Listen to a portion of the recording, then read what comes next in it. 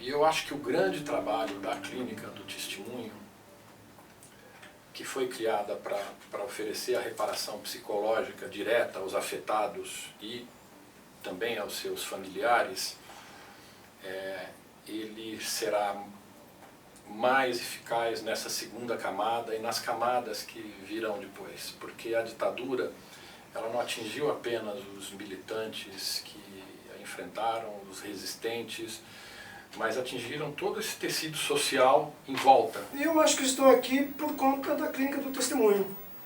Eu acho que se não fosse a Clínica do Testemunho, eu não estaria ligado a esse grupo, né, que hoje até compareceu aqui. Porque também ali eu acho que se constituiu um coletivo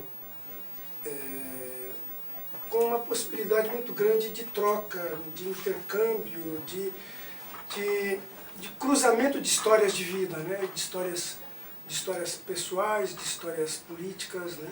A Comissão de Anistia, ela tem, por legislação, na sua Lei 10.559 de 2002, como um principal, pode dizer, enfoque a questão da reparação.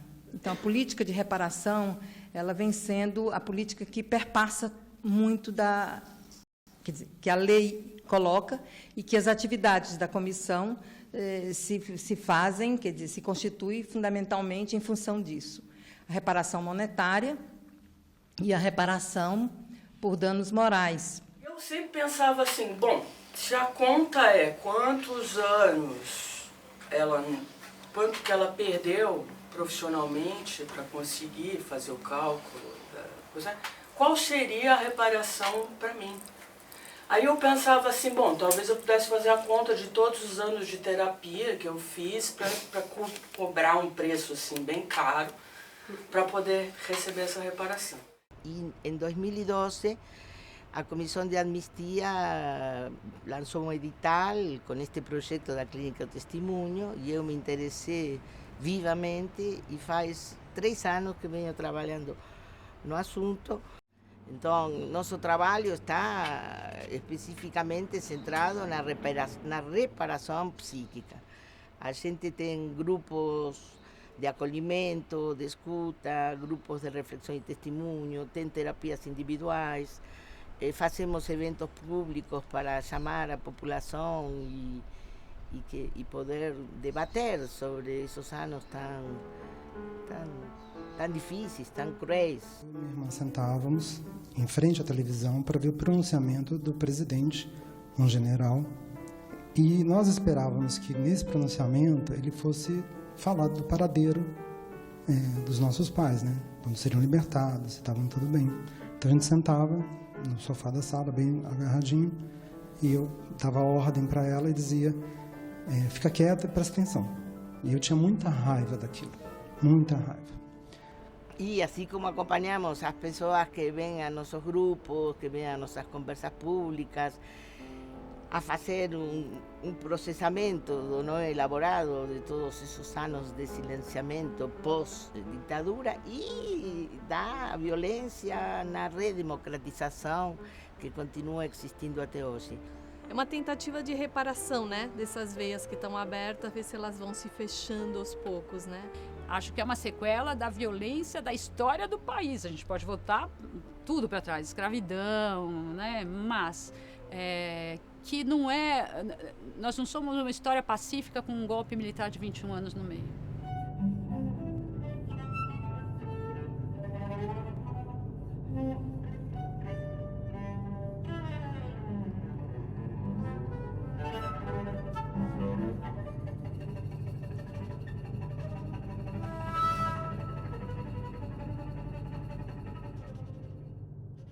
Eu sou argentina e cheguei no Brasil em 1978, exilada, fugindo de uma ditadura muito mais cruenta que a que ainda acontecia no Brasil. E fui muito bem recebida pelo Brasil, pelos brasileiros e pelo Instituto de Sapiência, que foi sempre um lugar de acolhimento dos perseguidos, dos que lutávamos por uma sociedade mais justa.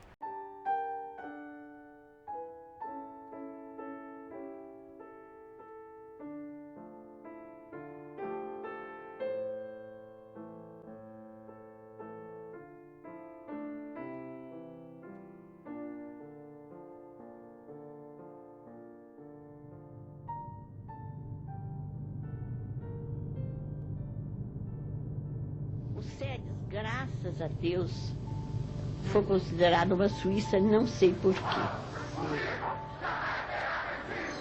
Mas na clínica tinha um andar embaixo, onde tinha quartos e banheiro, para esconder o pessoal que estava em clandestino.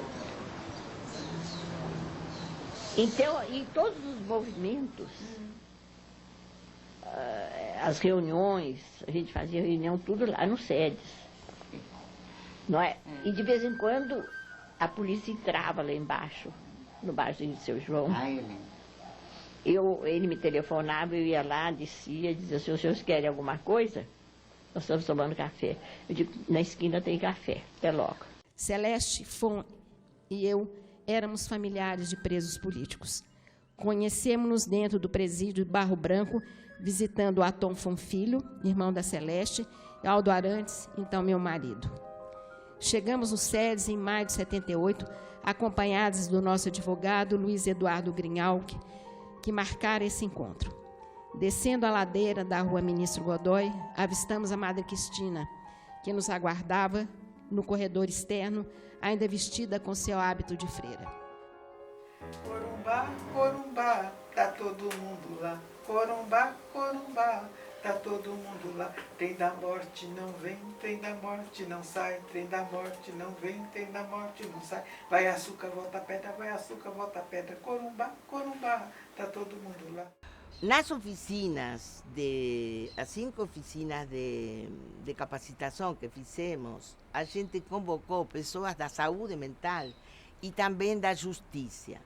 Então, vieram muitos jovens psicólogos, advogados, da Defensoria Pública e do Ministério Público. Então é um pessoal que dá muito gosto, porque às vezes eu vejo um pessoal numa coisa repetitiva, essa juventude, e era espantoso, como era uma juventude que pega na unha, né, o touro à unha. Assim, é impressionante o que eles faziam, a gente ficou muito impressionado. E uma coisa que eu fiquei impressionada durante todo o trabalho, que é até legal ficar da oficina aqui, é que as pessoas, e nas 5 oficinas apareceram pessoas que tinham alguma coisa muito diretamente relacionada. Ressentimento coletivo, né? Em que é guardado, em que foi silenciado e que de alguma forma, acho que a nossa proposta foi a palavra, falar e com isso nomear, principalmente nomear muita angústia e nomear uma linearidade em que eu percebia em que existia um trauma.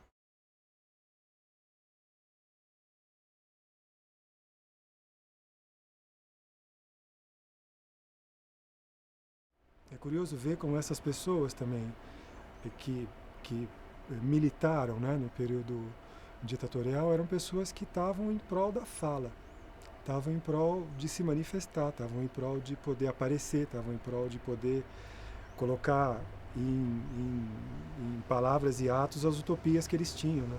E isso foi abafado de várias maneiras, inclusive abafado fisicamente. Então, eu estou acompanhando um caso individualmente, que foi descoberto uma lesão cerebral onde não tem possibilidade de operação e a pessoa vai ressignificando, não sabe quanto tempo tem de vida, mas ela vai falando que eu tenho tão pouco, eu quero ressignificar isso.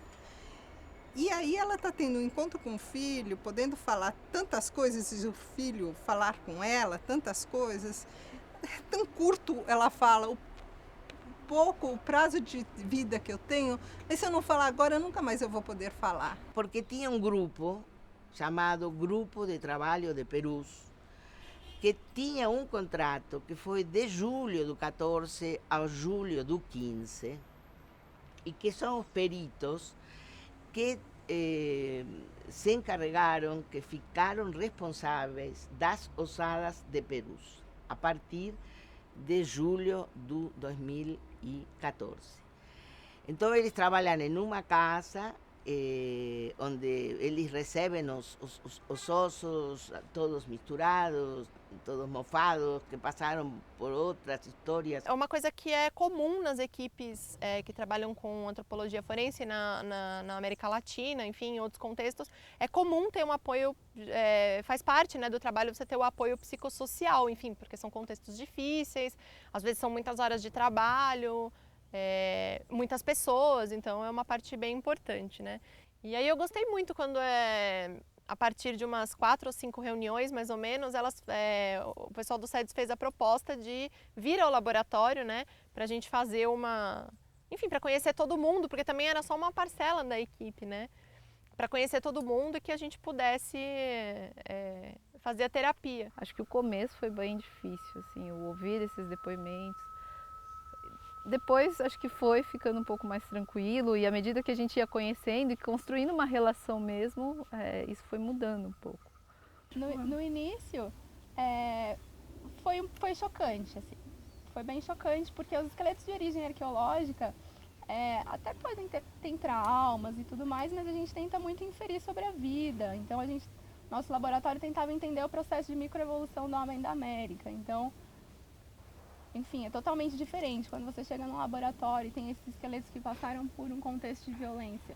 Eu acho que o nosso esforço tem muitas coisas que desaparecem, né? No desaparecimento, não é o corpo só, né? O corpo físico, né? Acho que envolve muitas outras coisas. Então, o que for possível a gente fazer para que a gente consiga com que algo apareça de novo, em qualquer esfera, de qualquer forma, assim, acho que é importante. Eu tento fazer tudo com leveza. Eu sei que eu estou ali ajudando na limpeza para dar um pouco mais de dignidade para essas pessoas. Há uma convivência muito boa, muito prazerosa entre todo mundo, entre todos os profissionais que trabalham lá. Isso é fundamental. Então isso dá condições para que a gente lide com aquele material com muito respeito e sem peso, sem um peso paralisante que nos conectasse eternamente com a dor e o sofrimento do que foi tudo aquilo.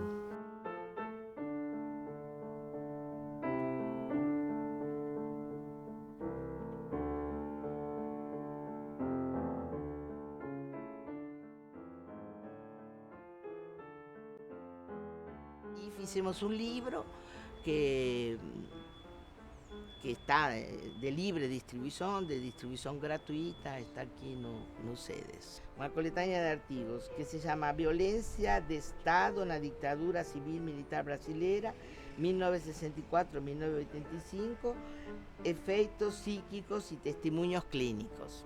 E o livro tem 4 partes. Na primeira parte, a gente relata todas as experiências clínico-políticas que fizemos.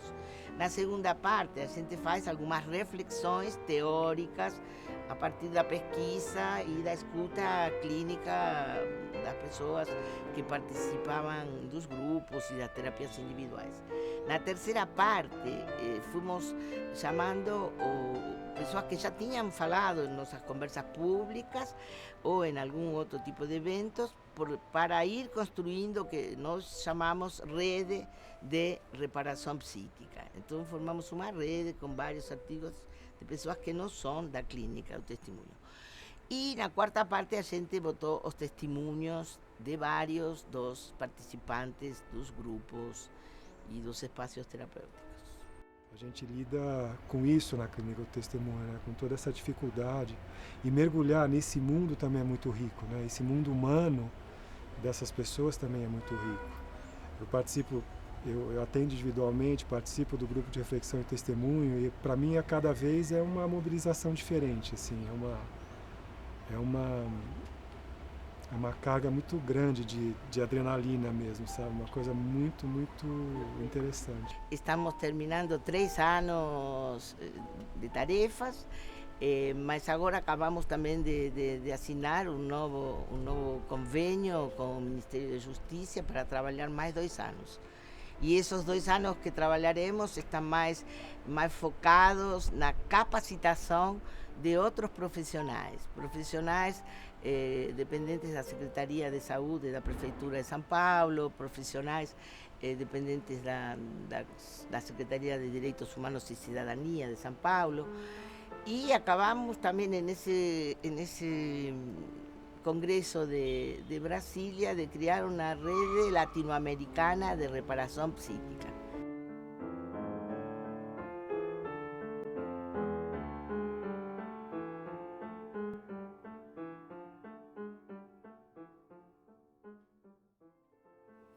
Eu quero muito agradecer também a Clínica do Testemunho, que me deu essa mão e esse ouvido, principalmente da Paula, para me escutar, porque meu coração ficou muito partido.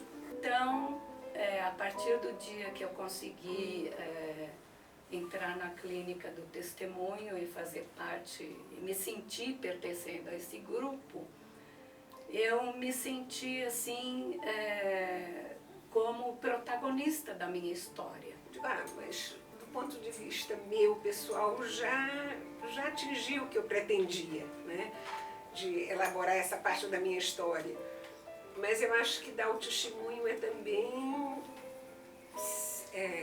tem um sentido de... A violência que aconteceu naquela época